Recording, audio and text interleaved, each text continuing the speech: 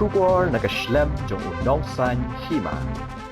Ka kinhun ya lekai cricket jong ka Fort MLP Battalion Sopian kalayo bandra ikanam LAHDUH kelumpung ya lekai cricket ya kebelatip kum ka First Inter-Office Cricket Tournament RAH Pusan ya kebala pendong deka West Khasi Hills District Cricket Association. Habapha shikani kelumpung ya lekai kejingyo bandra jong ka Fort MLP ya kani kanam kedehadian bakalala ban khur ya kejingjob da Sanpuiran ya ka West Khasi Hills District Police Team A Hagjin lekai final persya kebelalong hagsisa jan jong katayo Hamadan Maurus Yar West Khasi Hills. Habasaki hagjin kun final habdeng kini ki atli ki team ya katas la job da ka Fort MLP Battalion Sopian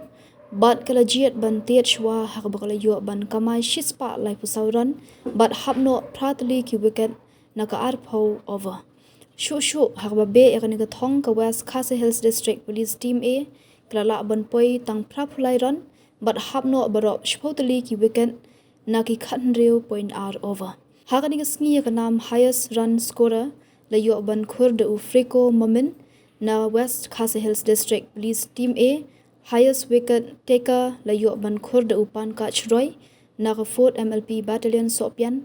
player of the tournament layo ban khur de Ukumar Seva na Fort MLP Battalion Sopian.